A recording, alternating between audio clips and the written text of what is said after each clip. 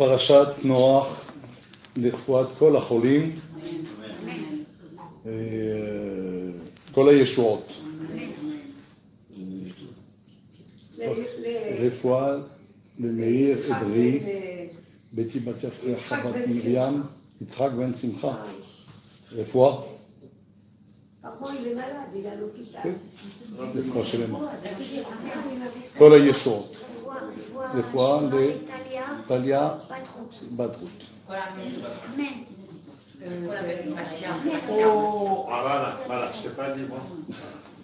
Allez, on y va. Paracha de Noach. Refouah Shlema. Je l'ai dit. Alors, on va commencer donc le commentaire de la paracha de Noach, le déluge. Noach Ish Tzadik, l'homme juste. Et le texte de la paracha va commencer justement par Elle Toldot Noach. Elle, pour nous dire qu'il y a une coupure. Chaque fois que c'est marqué Elle, c'est qu'il y a une coupure avec ce qui précède. Quand c'est marqué Elle avec un Vav, ça veut dire qu'il y a une continuité. Donc là, il n'y a pas de continuité. Pourquoi il n'y a pas de continuité? Parce que tout va s'effacer.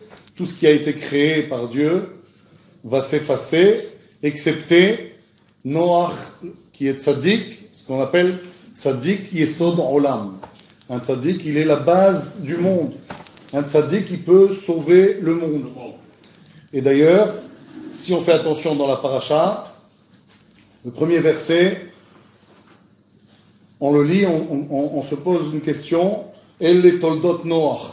Voici les descendants de Noach.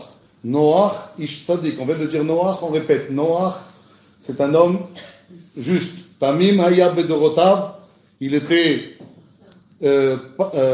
parfait dans ses générations. Et ta Elohim italech Noach. On vient de dire Noach. C'est-à-dire ta Elohim italech. On parle toujours de lui. Pourquoi répéter Noach? Ça fait combien de fois en tout il y a le mot Noach? 3 fois. Pourquoi 3 fois Noach? Parce qu'il a sauvé ses 3 enfants. Quelque part, il n'a pas seulement sauvé sa personne, il a aussi sauvé, c'est ça, Tzadik Yesod Olam, il a sauvé aussi ses enfants et ses belles-filles, et sa femme et ses belles-filles. Donc en tout, combien de personnes? 8 personnes qui vont entrer dans la Teva, dans l'arche. Et donc tout ce qui va être créé, tout ce qui a été créé par Dieu va être effacé. Donc c'est dire quelque part que le tzaddik, il a une plus grande importance que Maaseh Bereshit, l'œuvre divine, l'œuvre des mains de Dieu. Dieu a fait quelque chose, a priori, quand vous faites quelque chose, vous y tenez. Imaginez que vous avez construit quelque chose. Si vous êtes obligé de le détruire, ça va vous faire beaucoup de peine. Donc l'œuvre de Dieu, a priori, ça devrait compter plus aux yeux de Dieu que le tzaddik lui-même. Et là, on nous fait comprendre que le tzaddik a plus de valeur aux yeux de Dieu que Maaseh Bereshit. C'est ça. Elle toldot Noach. Voici un nouveau commencement qui commence à partir d'un tzaddik qui est Noach Yesod Olam. Alors Noach, il était quoi? Il était un prophète. Et on nous dit quelque part quelles étaient ses qualités et pourquoi quelque part il a échappé à la punition divine pour toute l'humanité. Est-ce qu'il était complètement méritant? Il y a une machloket. Mais en tout cas, on va dire l'impression globale de ce qui est dit au sujet de Noach, c'est qu'il était vraiment un homme tzaddik. Et c'est pas seulement que c'est une impression, la Torah le dit de manière claire, ce qui n'est pas dit d'ailleurs pour plein d'autres personnages qui sont qui sont des tzaddikim sans ambiguïté. C'était par rapport à sa génération. Alors c'est à ses générations. Pourquoi on dit à ses générations? Il était Tamim Bedorotav. Il fallait dire Tamim Bedoro. Ça veut dire quoi Bedorotav? Parce qu'il a vécu à différentes générations. Il y a eu la génération d'avant le déluge et la génération d'après le déluge. Combien d'années il a vécu Noach? 950 ans. Donc il a eu le temps et à quel âge a eu lieu, à quel âge de Noach a eu lieu le déluge? Il avait quel âge quand ça arrivé? 600 ans. Donc il a vécu 600 d'un côté et puis 350 après. Et donc la Torah elle dit Tamim aya bedorotav. Il était parfait dans ses générations. C'est quoi ces générations? Ça veut dire même avant et même après. Bon, avant, vous allez me dire que c'est pas très difficile. Puisque si Dieu a décidé de détruire le monde, c'est que vraiment c'était... D'où justement la critique qui est faite envers Noach. On dit que si la Torah voulait dire l'éloge parfaite de Noach, elle n'aurait pas dit Bedorotav, elle aurait dit Tamim, il est parfait. Pourquoi rajouter Bedorotav? C'est comme pour dire qu'il va y avoir plus, il va y avoir mieux. Mais ça ne veut pas dire que pour autant on est obligé de dire que Noach n'était pas véritablement un tzaddik. C'était un tzaddik, c'était un prophète, Dieu s'est adressé à lui et Dieu va le protéger et sauver, lui et toute sa famille. Alors,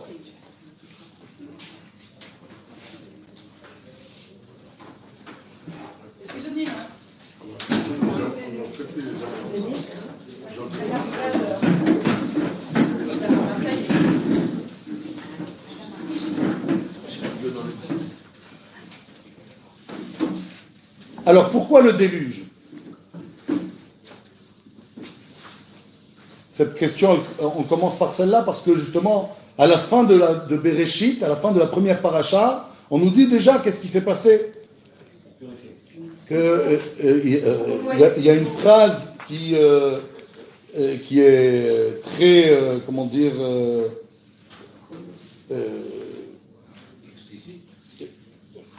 peut-être pas explicite, mais en tout cas, elle laisse penser justement que les choses étaient devenues très graves. C'est quoi? C'est marqué הנפילים היו בארץ בימים ההם וגם אחרי כן אשר יבואו בני האלוהים אל בנות האדם וילדו להם המה הגיבורים אשר מעולם אנשי השם. Il y a eu donc des anges déchus pour certains commentateurs. D'autres disent c'était les descendants de Shet qui se sont mélangés aux descendants de Caïn et ils ont engendré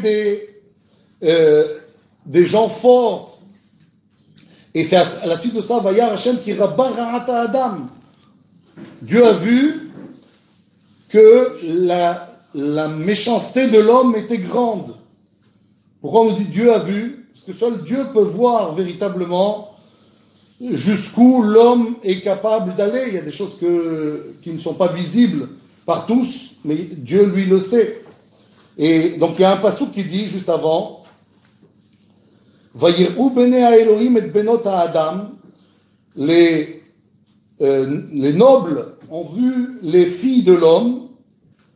Les filles de l'homme, donc c'est les filles des descendants de Caïn, qui tovot hena, qui étaient bonnes, vaikru lahem nashim, et ils se sont pris pour eux des femmes. Mikol asher baharu, de tout ce qu'ils ont choisi. Qu'est-ce que ça veut dire? De tout ce qu'ils ont choisi. Ça paraît bizarre de dire ça. Ils ont pris des femmes. Ça veut dire qu'ils les ont choisis. Pourquoi le verset rajoute de tout ce qu'ils ont choisi? Et les commentateurs disent que... Comment? Les filles de Caïn. Les filles descendants de Caïn. Et donc d'Adam et Ève, évidemment. Mais parce qu'il y avait la descendance de Shet, qui a donné Noach, et puis il y a la descendance de Caïn, qui devait disparaître a priori. Et donc ils ont pris de ces filles-là, mais Mikol Asher Baharu. Ils ont pris des femmes, et puis après, ils se sont adonnés à d'autres choses. Tout ce qu'ils ont choisi, en fait, ils ont choisi d'autres choses. Quand c'était plus les femmes qu'ils ont choisi, c'était les femmes mariées. Quand c'était plus les femmes mariées, c'était les hommes. Quand c'était plus les hommes, c'était les animaux. Voilà jusqu'où on en est arrivé dans la paracha précédente. Et donc voilà pourquoi Dieu va prendre une décision qui paraît énorme, qui paraît très sévère. Pourquoi Dieu va, détruire le monde de cette façon? Pas seulement les humains, mais toutes les créatures en fait. Oui, exactement. Alors, il s'agit de comprendre pourquoi. Pourquoi on en est arrivé là? Comment c'est possible, une chose pareille? Et justement, Noach, il avait les qualités que ses contemporains, justement, avaient délaissées. C'est ça le premier passouk de la paracha de Noach. C'est-à-dire que quand Dieu va expliquer à Noach pourquoi il détruit le monde, il va dire Ketz kol basar ba lefanai. La fin de toute chair est venue devant moi. Qu'est-ce qu'il entend par là, la fin de toute chair?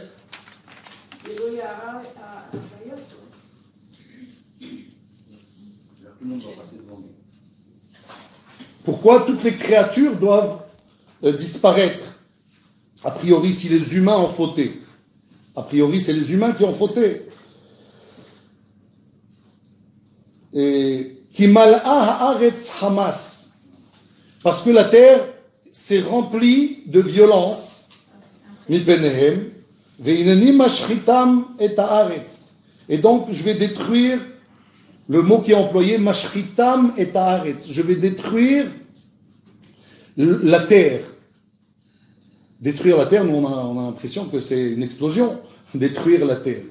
En fait, c'est une terre qui va fondre en quelque sorte sur une certaine épaisseur jusqu'à 3 tfachim de là où la maharesha elle passe, là où on va passer avec la charrue, jusque là, Akadosh Baruch Hu va détruire la terre.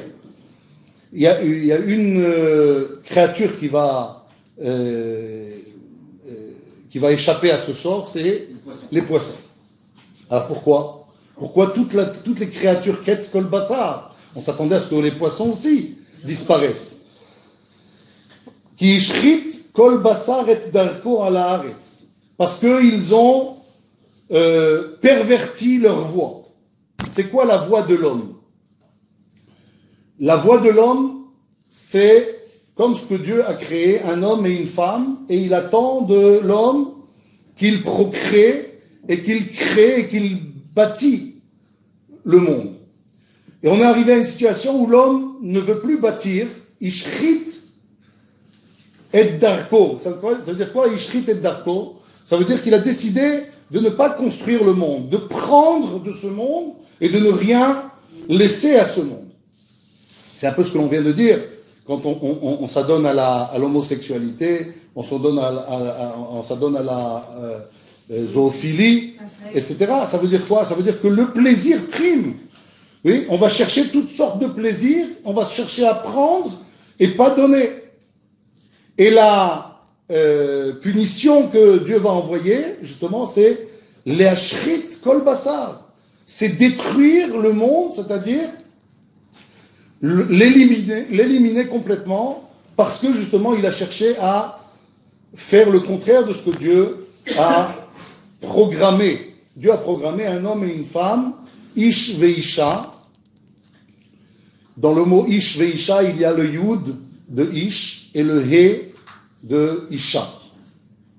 Et c'est connu que Dieu a créé le monde, c'est écrit Ki beya Hashem tsur olamim. C'est avec le yud et le he que Dieu a créé le monde. Le Ré, il a créé ce monde-ci, et le Yud, le monde futur.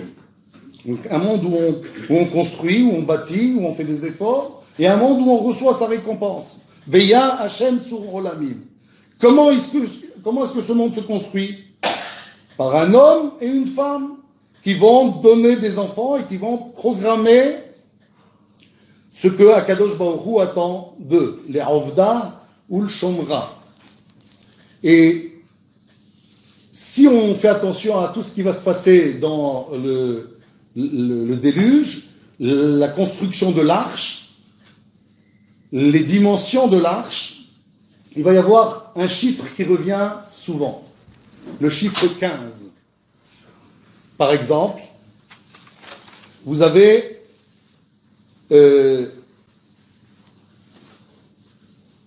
combien de coudées de longueur et combien de coudées de largeur avait l'arche?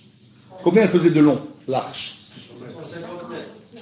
150 mètres, c'est-à-dire en coudées 150, 300 coudées, il y avait 300 coudées de longueur, ce qui correspond à 150 mètres. 150 mètres de longueur. Combien de largeur? 50. Ça, c'est la hauteur. Hauteur, 30 coudées. Et la largeur, 50 coudées. Donc, vous prenez, comment on calcule une surface? Longueur fois largeur. Oui? Alors, vous prenez donc 300 fois 50, ça donne 15 000 coudées au carré. 15 000 coudées carrés, d'accord? Donc, le 15 est retrouvé ici. Vous prenez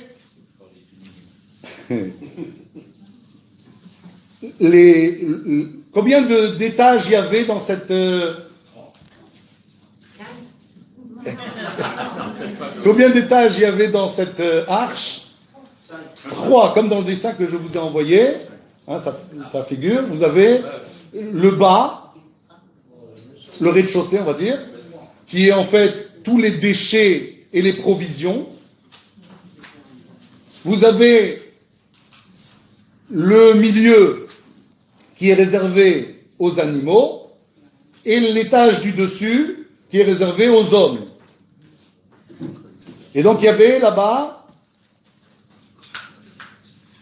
30, on a dit, oui, 30 coudées de hauteur. Vous divisez par 3, ça fait 10.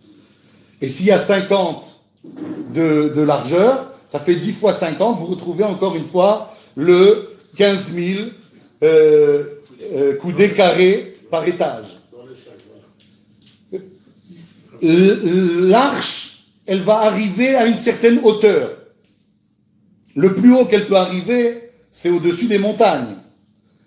Entre la montagne, les montagnes, on va dire, et le bout de l'arche, on va dire le bas de l'arche, combien il y avait de coudées? 15 coudées. L'eau est montée, et a monté donc l'arche avec, à 15 coudées des montagnes. Pourquoi 15? C'est le texte qui le dit, c'est le texte de la Torah.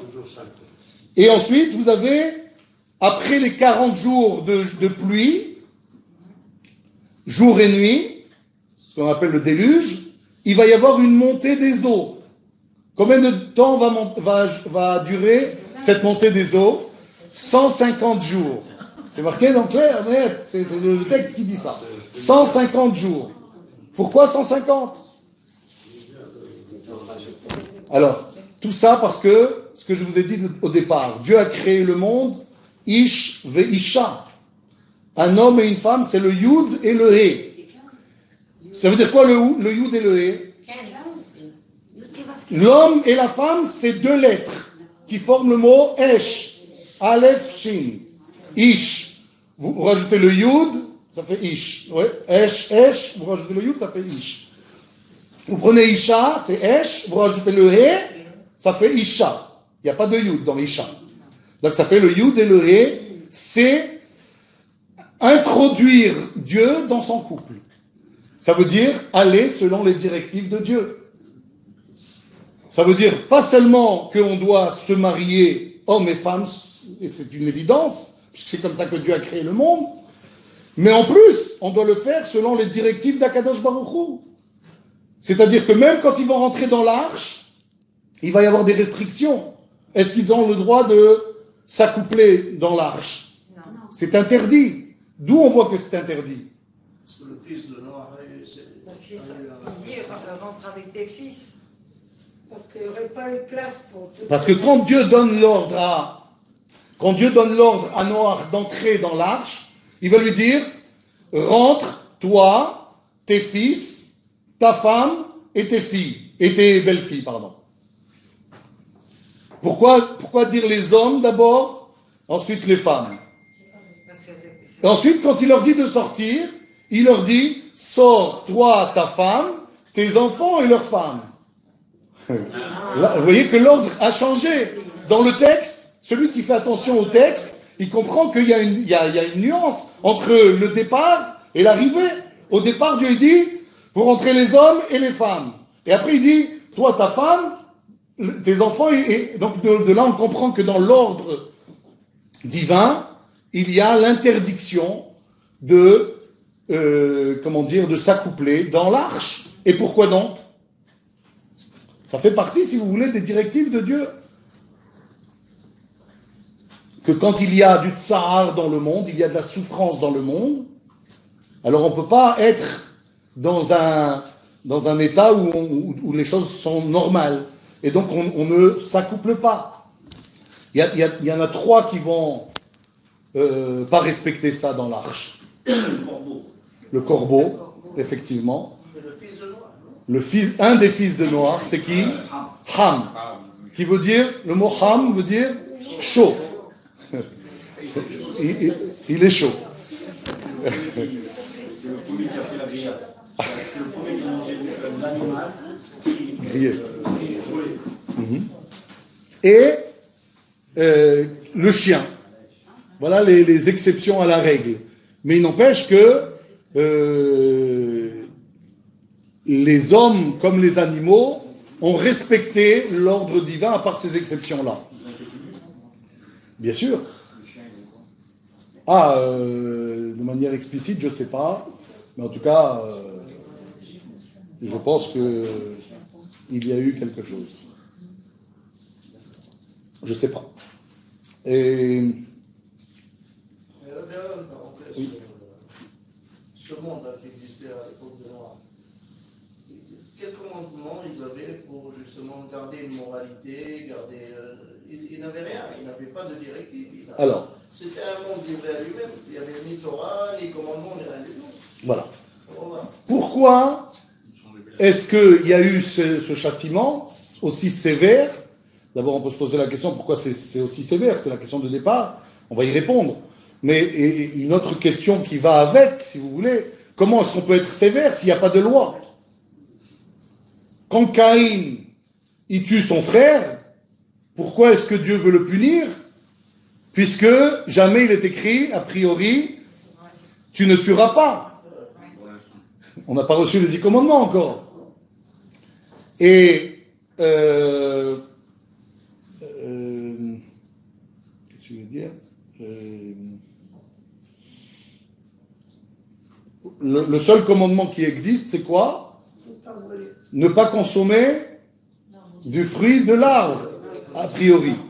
Donc, à part ce commandement-là, on ne voit pas pourquoi l'humanité devrait payer s'il n'y a pas de règles. La réponse, elle est que on n'a pas compris véritablement ce qui est écrit dans la Torah. Dans la Torah, il y a la Torah écrite et la Torah orale. Dans la Torah écrite, il y a un verset, on a parlé ce Shabbat justement, un verset qui dit de manière allusive que, effectivement, Adam a reçu un certain nombre de lois, que l'on appelle les lois des Noachides. Pourquoi on appelle ces lois les lois Noachides? Parce que dans la mesure où le monde a été détruit et que seuls les descendants de Noach sont aujourd'hui l'humanité existante, donc on appelle tous ceux de cette humanité, on les appelle les Noachides, c'est les descendants de Noé. C'est pour ça qu'on appelle ça les lois Noachides. Mais en fait, 6 lois ont été données à Adam. 6. Pas seulement l'interdiction de manger du fruit, il y a encore 6 lois. On va les voir tout de suite dans le texte. Et il y a une loi qui a été rajoutée à Noach, et c'est devenu donc les 7 lois Noachides. Donc ces 7 lois Noachides, ce qui va être rajouté pour les descendants de Noé, ça va être de ne pas consommer d'un membre d'un animal vivant. Je n'ai pas le droit de prendre un animal, comme aujourd'hui ça se fait malheureusement très fréquemment en Asie, où on prend des chiens. J'ai déjà vu, on m'a envoyé un petit sirton comme ça. On prend des chiens et on les brûle vifs pour pouvoir les consommer, dit-il, et qu'ils soient plus tendres. Donc, bon, c'est bien que chez les Asiatiques, on prend des animaux ou des insectes et puis on les consomme vivants, des serpents et autres. Donc, pourquoi ça a été rajouté à l'époque de Noach? Parce qu'avant Noach, il n'y avait pas de consommation d'animaux. Depuis Adam jusqu'à Noach, jusqu'au déluge, les animaux n'étaient pas autorisés à la consommation. On ne consommait que des végétaux, que des fruits, des légumes, des plantes, etc. Et c'est seulement après le déluge que ça a été autorisé de manger des bêtes, mais avec cette restriction, c'est une des lois de Noach, de ne pas faire souffrir les bêtes. Et donc de pas... Là aussi était conclu, on ne vivait pas de vin. Ce n'est qu'après que Noach... Non, c'était autorisé. Pourquoi? C'est du raisin, c'est autorisé. Oui, oui. Alors, vous avez posé la question, je suis obligé donc de vous donner ce n'était pas le sujet, mais c'est important de donner cette référence, parce que beaucoup de gens ne le savent pas, et c'est un des textes les plus importants pour comprendre pour comprendre la réponse à cette question. Comment est-ce qu'on veut à Caïn qui a tué son frère? Alors le texte, il est là. Je ne savais pas que c'est son frère.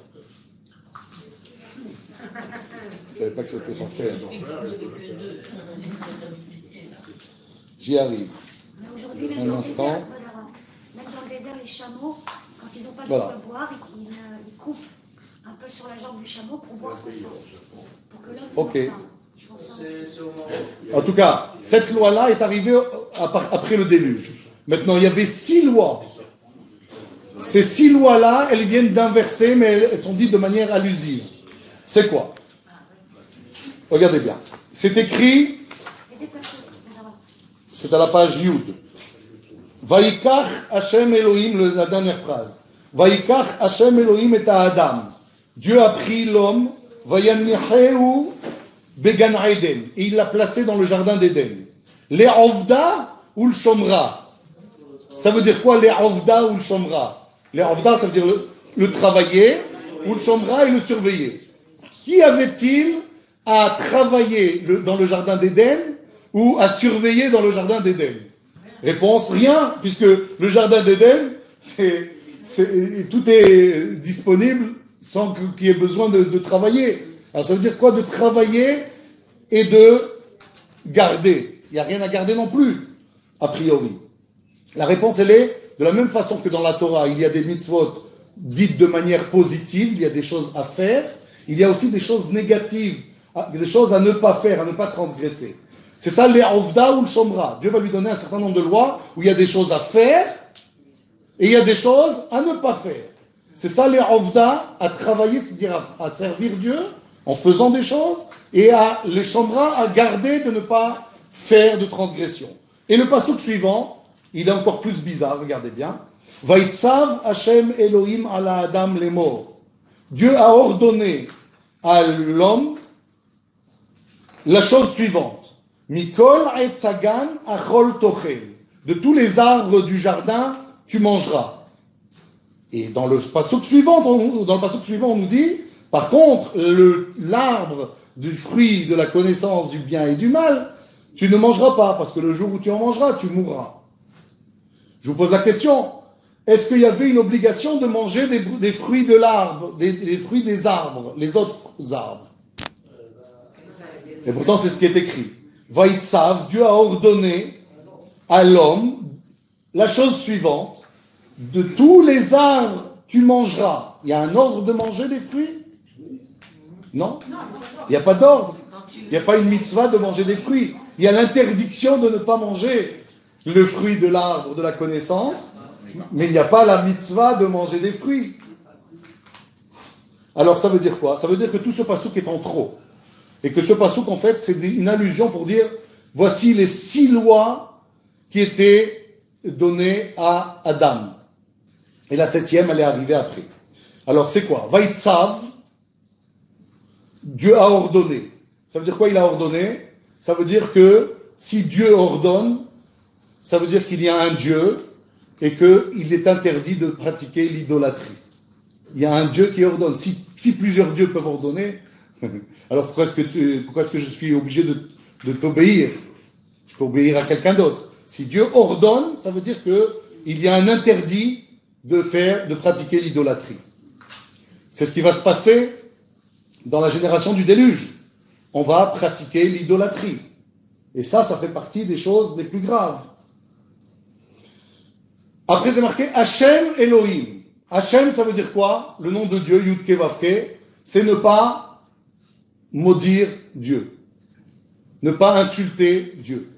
Ça fait partie des lois Noachid. Voilà pourquoi on a rajouté ici le nom de Dieu et Elohim. Et Elohim, vous savez, par ailleurs, dans la Torah, c'est écrit par exemple Elohim lotekalel. C'est dans la paracha de Mishpatim, où on parle là-bas de justice, quand les hommes font justice. C'est marqué Elohim lotekalel. Qu'est-ce qu'on veut dire par là? La justice humaine. Les juges, tu ne maudiras pas. C'est connu que quand quelqu'un il a été jugé, il y en a un des deux qui n'a pas apprécié. Il y en a un qui est condamné et l'autre qui va recevoir quelque chose. Celui qui est condamné, ça ne lui plaît pas. Qu'est-ce qui se passe en sortant du tribunal? On insulte le juge. La Torah dit, tu n'insulteras pas le juge. Pourquoi on dit Elohim? Il fallait dire Dayanim. Pourquoi dire Elohim lotekalel? C'est parce que le juge, il n'a pas jugé par rapport à ce qu'il pense. Il a jugé par rapport à ce que la Torah lui donne comme loi à appliquer. D'accord? Donc si quelque part on maudit le juge, c'est comme si on maudissait Dieu. Et donc ici, quand on nous dit Elohim, c'est pour nous dire qu'on a le devoir, et ça c'est une mitzvah positive pour les Noachid, d'instituer des tribunaux et des juges. Pourquoi faire? S'il y a meurtre, par exemple, eh bien il faut juger. Est-ce que c'est un meurtre prémédité, un meurtre volontaire, involontaire, etc. Donc il faut absolument instituer des juges ou des tribunaux en tout cas. Al-Ha'adam. C'est quoi Al-Ha'adam? S'il a ordonné, il n'y a qu'un seul humain à qui il va ordonner, si ce n'est à l'homme. Pourquoi le dire ici? C'est pour dire l'interdiction de tuer. Al-Ha'adam. De tuer l'humain. Les morts, si quelqu'un tue un animal, à l'époque de Adam Arishon, il n'a pas commis un acte interdit, a priori. La preuve, c'est qu'on chassait, même si on n'avait pas le droit, a priori, de consommer de la chair animale, mais si les gens chassaient, on ne disait pas qu'il y avait un châtiment pour ça. Al-Ha'adam, par contre, oui. Les morts, Adir. Ça veut dire quoi, Adir? C'est toujours des allusions. L'homme ayant été créé avec une femme, il fallait que l'homme transmette à la femme les interdictions suivantes. Et donc ça veut dire que quelque part, pourquoi est-ce qu'on doit transmettre à la femme? C'est pour dire qu'il y a un devoir de ne pas trahir sa femme. Donc on a un devoir de dire et de transmettre toutes ces lois. Ça fait partie des lois de Noachid, de ne pas tromper sa femme, de ne pas commettre d'adultère ou d'inceste. Et Mikol Aetzagan Achol Tochel, tu pourras consommer des fruits des autres arbres. Ça veut dire que ces fruits-là t'appartiennent, tout ce qui t'appartient, tu as le droit, l'interdit du vol. Voilà où on retrouve ici les 6 lois qui sont interdites à tout humain, à part ce que la Torah va donner aux Juifs. Ce que les Juifs ont le devoir de faire ou n'ont pas le droit de faire, c'est dans les 613 mitzvot. Ça viendra avec la Torah. Mais les 7 lois noachides, c'est les lois universelles que tout humain a reçues à l'époque déjà de Adam Arishon. L'interdiction donc de faire la Avodah Zara, l'idolâtrie, pratiquer l'idolâtrie, d'insulter Dieu, le devoir de faire des tribunaux et d'avoir des juges, l'interdiction de tuer, voilà pourquoi Caïn a été puni, et l'adultère, et qu'est-ce qui reste? Le vol, l'interdiction du vol. Tout ça, ça vient de ce verset. C'est pas moi qui vous le dis, c'est les commentaires de la Torah. Donc ça, c'est pour expliquer pourquoi il y a châtiment. Donc qu'est-ce qu'ont fait les gens du déluge? Ils ont commis ce qu'on appelle l'adultère, l'inceste, et quand on dit adultère, inceste, ça comprend évidemment l'homosexualité, la zoophilie, etc. Toutes les relations interdites. Adam Arishon a transmis tout ça, tout ce message. Bien sûr, bien sûr. Je veux dire, là, Les morts. Abraham, il a transmis, Moshe a transmis, donc on a respecté. C'est quoi les morts? Ils avaient un guide. Dieu a ordonné à dire. C'est quoi à dire? C'est à transmettre. Est-ce qu'on peut dire que quand la femme a pris le fruit défendu, elle n'était pas au courant de l'interdit? On ne peut pas le dire. Pourquoi? Parce que Dieu l'a puni. Il a puni la femme comme il a puni l'homme, comme il a puni le serpent. Ça veut dire que chacun était informé. Si elle n'était pas informée, et d'ailleurs c'est bien ce que demande le serpent à la femme, est-ce que tu as le droit de manger de tout? Elle dit non. Là on m'a interdit, ça veut dire qu'elle le sait. Donc ça veut dire qu'on lui a transmis. Et quand on dit on lui a transmis, c'est pas seulement l'interdiction de manger de cet arbre, mais c'est les 6 lois noachides. Ce que aussi, à Caïn et Hével, c'était transmis évidemment aussi. Et nul n'est censé ignorer la loi, même si ça n'a pas été transmis. Et Dieu l'a transmis à Adam et à Chava.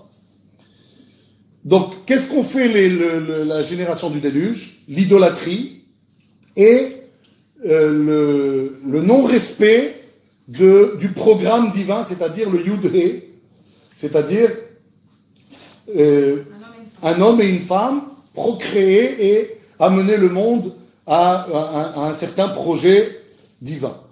Donc c'est ce qui va faire que on dit que la génération du déluge, elle a été effacée de la surface de la terre.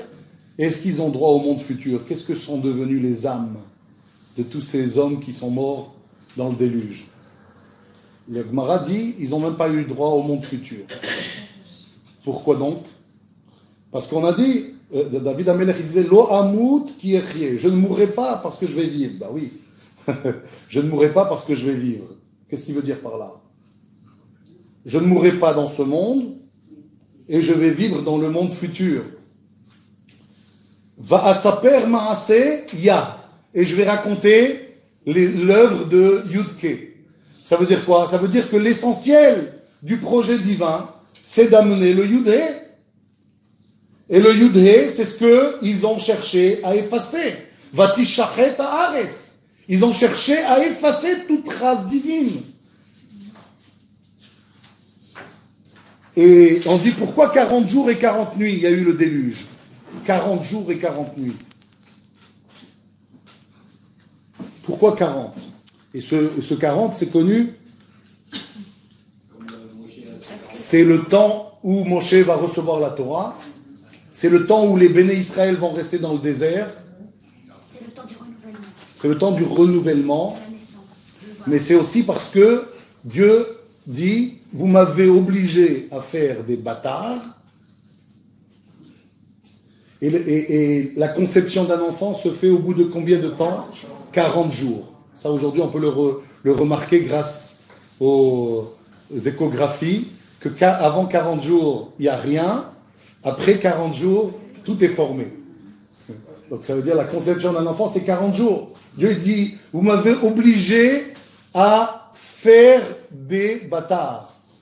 Alors, vous allez périr par un déluge qui dure 40 jours et 40 nuits. Le renouvellement, c'est le fait que Dieu détruit d'abord en 40 jours et 40 nuits, et il renouvelle en redonnant un nouveau monde. Et grande sévérité, on a dit, de la part de Dieu, a priori. Est-ce qu'on retient que ça, que la sévérité? En fait, il faut voir que Akadosh Baruch Hu est longanime, on ne peut plus. Puisque, combien de générations il va y avoir entre Adam et Noach, et la plupart des générations ont fauté, l'idolâtrie et compagnie, c'est que combien de générations? 10 générations. Et ces 10 générations, elles ont duré combien de temps? À quelle année, après la création du monde, a eu lieu le déluge? En l'an 1656. 1656. On a dit que Noach avait quel âge? 600 ans, à l'époque du déluge. Donc ça veut dire qu'il est né en 1056. Il est né en 1056, et à l'année 1656, il y a eu le déluge. Alors, 10 générations, 1656 ans, Dieu a attendu pour détruire. Est-ce que ça s'appelle être sévère? C'est une première raison pour dire, c'est un premier argument pour dire que Dieu est longanime. Mais c'est pas tout. Dieu va faire construire une arche à Noé. Cette arche, elle va prendre combien de temps pour être construite? C'est une arche colossale, hein, titanesque. 120 ans. Pourquoi 120 ans? Parce que l'âge que Dieu va donner après le déluge pour qu'un homme puisse accomplir sa mission, c'est 120 ans. Où est-ce qu'on le voit que c'est possible en 120 ans? Moshe. Moshe va vivre 120 ans, il va être un homme accompli au bout de 120 ans. Donc c'est là la preuve qu'effectivement, Akadosh Baruch Hu, il dit, c'est possible, si vous voulez. Et Dieu va donner 120 ans de construction d'arche, une arche titanesque de ce genre, elle ne passe pas inaperçue. Où est-ce que Noach va la construire? Pas sur la plage, parce qu'il va falloir qu'il amène tout ce bois pour la construire. Donc, il va la construire dans une forêt. Donc, il va se passer des choses que les gens vont remarquer. Pendant 120 ans, il va recevoir un certain nombre de questions. Il va devoir répondre. Qu'est-ce qu'il va dire? C'est ce qui va peut-être permettre aux gens de faire teshuva en 120 ans. Les gens vont le faire? Rien. Non seulement ils ne vont pas le faire, ils vont dire à Noach, mais t'es complètement fou. Ou alors ils vont lui dire, et si jamais ça arrive, tu crois qu'on te laissera rentrer dans ton arche et te sauver? On te la cassera, cette arche, si jamais tu décides de partir seul. Donc on ne te laissera pas faire.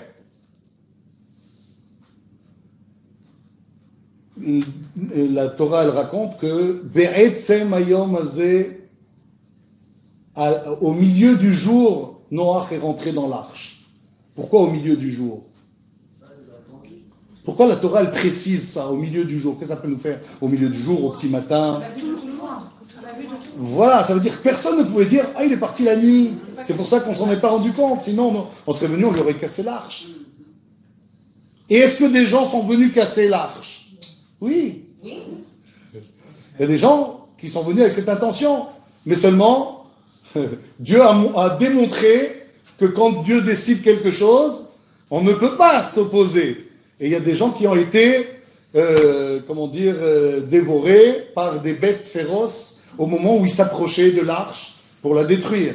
C'est ce que raconte le Midrash. Donc ça veut dire qu'il y avait cette intention. Mais en tout cas, Akadosh Baruch Hu a donné 120 ans, pas parce que c'était la seule solution pour sauver le monde. Parce que Dieu, il en a des solutions.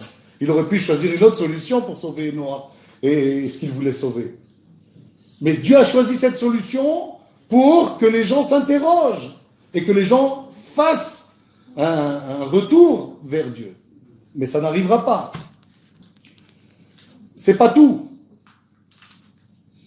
À un moment, Dieu va dire à Noach, dans 7 jours, il y aura le déluge. Pourquoi dire dans 7 jours? Pourquoi 7 jours avant, Dieu s'adresse à Noach en lui disant c'est dans 7 jours que le déluge va débuter. Parce que quand on fait le calcul, on se rend compte qu'effectivement, il y a un tzaddik qui va mourir, et Dieu va respecter les 7 jours de deuil de ce juste pour commencer le déluge. Pourquoi?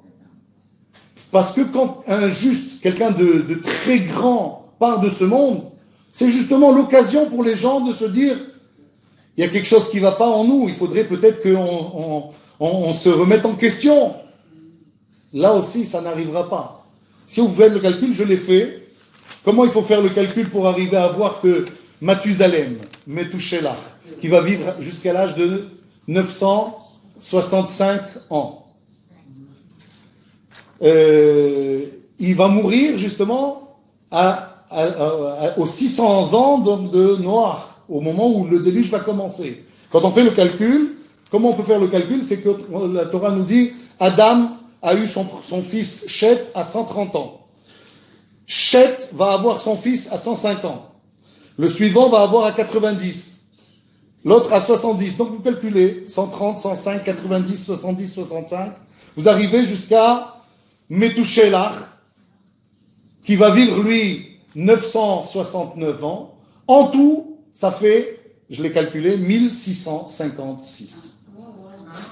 Donc effectivement, ce que nous raconte le Midrash, pourquoi 7 jours, c'est pas écrit dans le texte.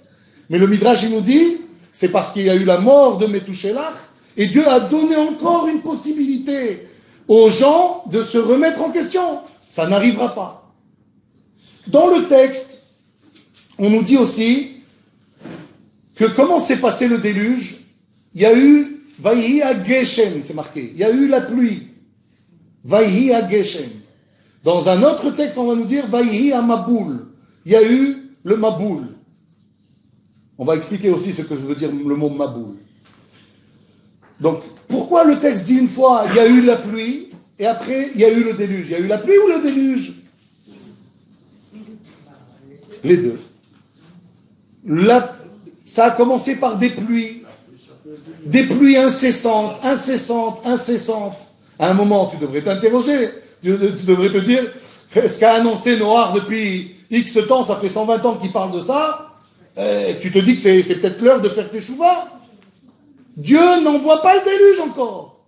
Parce qu'il se dit peut-être qu'il va y avoir un retour.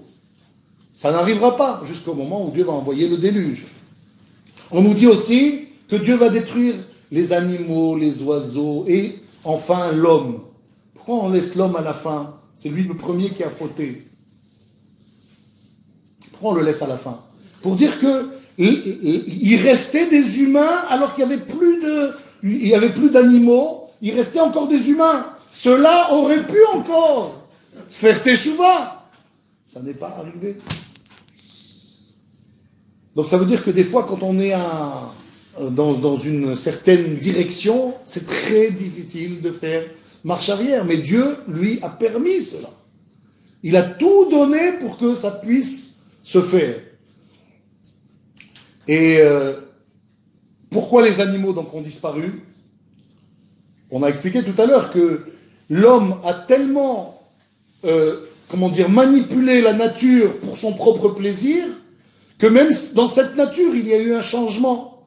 Il y a eu une influence de l'homme sur les animaux. Même les animaux finissaient, par certaines exceptions en tout cas, par s'accoupler plus avec les mêmes espèces, mais avec une autre espèce. La seule espèce animale, on va dire, qui n'a pas eu cette influence de l'humain, c'est quoi? Les poissons.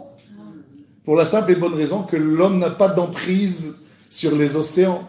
L'homme a des emprises sur les airs, sur les oiseaux, sur les animaux, mais il n'a pas d'emprise sur les océans. Voilà pourquoi les poissons n'ont pas été inquiétés par le déluge. C'est écrit en noir sur blanc que tous ont disparu, sauf les poissons. Les poissons n'ont pas été cités. Et que veut dire le mot Maboul? Rashi, non, pas fou. Rashi explique le mot Maboul de quel verbe il vient? Il vient du verbe les valot, balouille, blaye. Vous avez déjà entendu parler de ce mot? Blaye. Blaye, c'est des choses usées. La terre a été usée, fondue. Quelque part, il y a eu ce que l'on appelle un effacement des traces de l'humanité avant le déluge. Le mot Maboul vient aussi du mot Bilbel, qui veut dire mélanger, bouleverser. Il y a eu des bouleversements dans ce déluge. Ce qui fait que peut-être, quand les scientifiques font les datations de l'humanité, etc., il peut y avoir des erreurs. Pourquoi il peut y avoir des erreurs? Parce que c'est un bouleversement.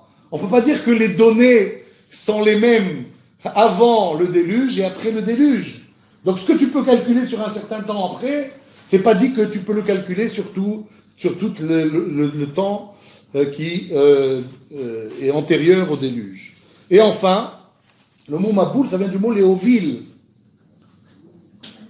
Que veut dire le mot léovil?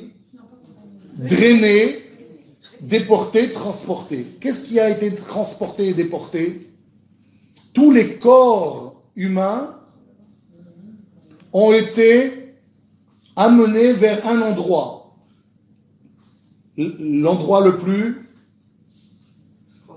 profond qu'il y avait donc dans cette région, c'est quoi? C'est Babel, la Babylonie. D'où le départ de la tour de Babel. La tour de Babel va se faire quelque part sur ce cimetière, on va dire, en quelque sorte, d'ossements, de tout ce qui a été drainé, si vous voulez, à cet endroit. Parce que c'est une cuvette. C'est là qu'ils vont faire la tour de Babel. Et la tour de Babel, c'est quelle différence avec la génération du déluge? La génération du déluge, c'était tellement grave que Dieu a effacé ça, a effacé cette humanité. Après, il va y avoir quelque chose. Est-ce que c'est plus grave ou c'est moins grave? Pourquoi ils ont fait cette tour? Pour s'attaquer à Dieu. La tour de Babel. Qu'est-ce qu'ils se sont dit? La Torah, elle nous dit dans la paracha, la terre était Safa Achat, c'était une seule langue, ou Dvarim Achadim, et des paroles uniques. Qu'est-ce que c'est que ces paroles uniques? 3 explications que donne Rashi. Rashi dit, ils se sont dit, on va avoir un conseil commun contre Dieu. On va s'unir contre Dieu. Parce qu'il n'y a pas de raison que lui, il s'est pris le meilleur endroit, il s'est pris le haut, et il nous prend de haut, oui, et comme ça, il a toujours le dessus sur nous. Alors on va faire une tour pour le défier jusqu'en haut. Et donc ils vont s'unir et ils vont commencer à bâtir cette tour à Babel. Pourquoi à Babel? Le symbole est important ici. À l'endroit même de ce cimetière géant, on va dire. Ouais. C'est là qu'ils vont décider de construire cette tour. Ça, c'est une première chose. Deuxième chose, Dvarim Achadim. Rachid explique. C'est quoi Dvarim Achadim?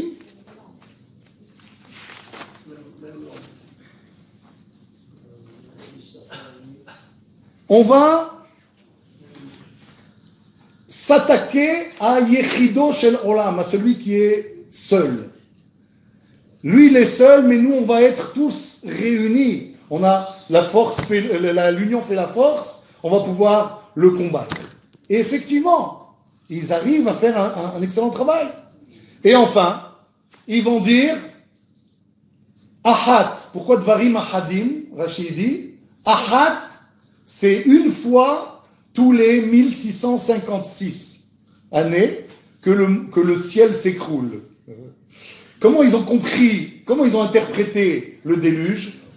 Ils se sont dit, à l'année 1656 de la création, il y a eu un déluge d'eau. Ça veut dire quoi? Que le ciel s'est effondré 1656 ans après. Ça veut dire que tous les 1656 ans, il risque d'y avoir ça. Alors on va se préparer pour qu'au prochain coup, on ne soit pas,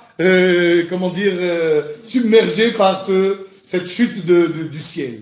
Le ciel nous tombe sur la tête, c'est peut-être de là que vient cette expression. Et donc ils ont dit, on va monter le plus haut pour échapper à ce cataclysme. Donc voilà comment on peut dire qu'ils ont cherché à lutter contre Dieu. Qu'est-ce que Dieu va leur faire? Il va simplement changer leur langue. Ils vont plus se comprendre. Un va lui dire apporte-moi des briques, il va lui apporter des outils, etc. Et donc ils vont pas s'entendre, ils vont se disputer et tout va tomber à l'eau. Et ça ne pourra pas se construire. La question qu'on doit se poser, c'est quoi? Quelle est la faute la plus grave? Ce qu'ils ont fait à l'époque du déluge ou ce qu'ils ont fait à l'époque de la tour de Babel? Oui. Le déluge, vous dites? Pourquoi c'est plus grave? Non, ils ont cherché à profiter. Ils ont cherché à trouver du plaisir. Ils voulaient du plaisir. Vous savez qu'on dit les deux grandes fautes de l'époque du déluge, c'est quoi? Non, c'est pas les deux grandes fautes. Ça c'est la vase. C'est l'eau qui fait déborder le vase. Le geyser, c'est l'eau qui a fait déborder le vase. Mais si tu veux, c'est la continuité des deux grosses fautes qu'ils avaient. Ces deux grosses fautes, c'est des fautes qui vont de pair. C'est quoi? L'idolâtrie et la débauche. Pourquoi ça va de pair, l'idolâtrie et la débauche? Parce que quand on veut être débauché, alors on dit Dieu n'existe pas. Ou alors Dieu, c'est celui qui me permet de faire ce que je veux. C'est moi qui décide ce qui est bon pour moi, ce qui n'est pas bon pour moi. Et c'est ça mon Dieu. Vous comprenez? L'idolâtrie, c'est la licence. C'est le fait de se permettre tous les vices possibles. Mais c'est quoi le final? Ça veut dire qu'ils cherchaient à se faire plaisir. Ils n'ont pas cherché à lutter contre Dieu. L'idolâtrie, ce n'était pas pour faire mal à Dieu. C'était pour pouvoir faire ce qu'ils voulaient.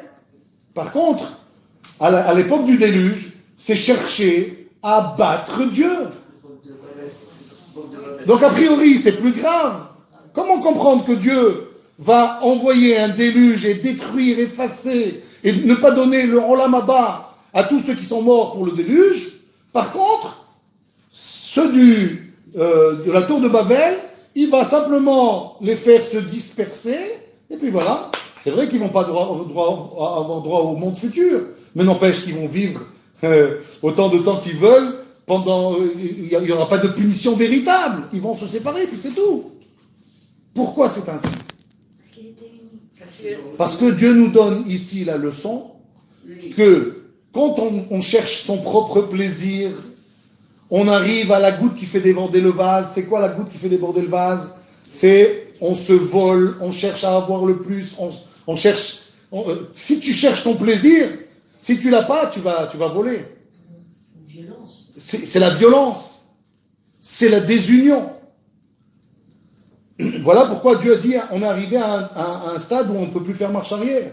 C'est la goutte qui fait déborder le vase. Par contre là, le plus qu'il y avait dans la faute de la tour de Babel, c'est qu'ils étaient unis. Et quelque part, même pour lutter contre Dieu, le fait même d'avoir été unis, c'est quelque chose que Akadosh Baruch Hu veut laisser passer pour qu'on comprenne combien est important l'union et le respect les uns des autres. C'est une leçon que Akadosh Baruch Hu nous donne. Voilà, grosso modo, j'ai pas le temps de répondre à deux autres questions que j'avais prévu de. Comment? Bekitsour. C'est pas possible de le faire Bekitsour, c'est pour ça que... C'est vrai qu'il Par exemple, pourquoi Noach, quand il va... On va peut-être terminer avec ça. Pourquoi est-ce que Noach va avoir donc le déluge à l'âge de 600 ans, on a dit, oui. À quel âge il va avoir ses enfants? On avait dit, pour arriver à savoir combien Metouchelach, il est mort au moment où il y a eu le déluge, 7 jours avant, donc. On a dit, Adam a eu son fils, Chet, à 130 ans. Le suivant, il a eu à 105. Le suivant, il a eu à 90. Le suivant à 70. Le suivant à 65. L'autre à 162, 65. Donc, dans quelles eaux à peu près on a un enfant à l'âge de 60, 70 ans, 80, 100, 120, 130? À quel âge va avoir Noach son premier enfant?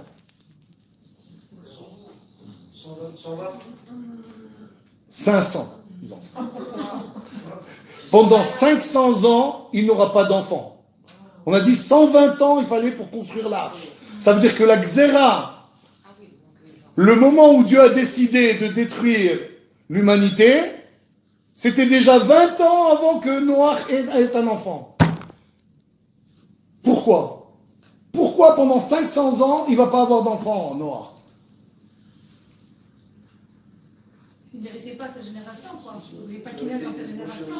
Parce que comme c'était un homme méritant, c'est une partie de la réponse. Comme il était un homme méritant, Dieu ne voulait pas qu'il ait de nombreux enfants et que finalement, il faille soit les liquider s'ils sont mauvais, soit, parce que à partir de quel âge il peut les liquider, Dieu? Pourquoi les enfants de Noach ont été sauvés? Parce qu'ils n'avaient pas 100 ans. Aujourd'hui, c'est à l'âge de 20 ans qu'on dit qu'on est punissable par le ciel, par la sentence divine. Avant 20 ans, on n'est pas, condamnable de punition céleste, aujourd'hui. Mais à l'époque où on vivait 1000 ans, l'année où on passe de la condamnation, de pas de condamnation à la condamnation céleste, c'est l'âge de 100 ans.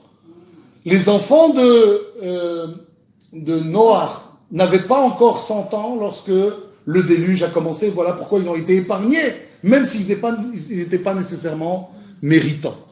Donc quelque part, pour que Noach n'ait pas à souffrir de la disparition d'éventuels enfants qui seraient nés avant les 100 ans, ou alors pour éviter à ce qu'il faille fabriquer d'autres arches. Ça aurait peut-être pas suffi pour tout le monde.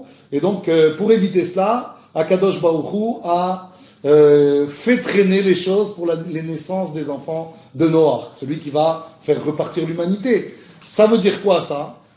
À quoi je veux en venir? Ça veut dire que quand on voit que Akadosh Baruch Hu, parfois il est sévère, en fait, c'est ce qui nous paraît être de la sévérité. En fait, Akadosh Baruch Hu calcule le bien de chacun pour que on n'ait pas à souffrir plus. Si on pouvait voir ça, nous, alors on aurait vu effectivement que Akadosh Baruch Hu est bon. Mais on peut pas le voir, ça. Combien de fois on juge Dieu pour ce qui nous arrive? On dit, mais je comprends pas, pourquoi ceci et pourquoi cela? C'est parce qu'on n'a pas la vision éloignée, on n'a pas le recul qu'il faut pour pouvoir dire que effectivement tout ce que Dieu fait, c'est pour le bien. Mais en fait, c'est comme ça que ça se passe. Akadosh Baruch Hu, même pour les Réchaïm, c'est pour leur bien. Dieu va prendre 120 ans, il va donner encore les 7 jours de deuil de Metouchelach, il va envoyer seulement la pluie, il va laisser les humains en dernier pour les liquider. Tout ça pour permettre une teshuva possible. C'est dire combien Akadosh Baruch Hu est longanime et qu'il permet justement de la miséricorde. Non, mais sa femme, elle avait quel âge? La femme, Je ne sais pas. C'est une bonne question. Je ne sais pas si on a cette réponse. Peut-être que si. En tous les cas, J'ai pas la réponse. on a de la chance. Voilà, merci beaucoup. On a de la chance. Pour la mitzvot.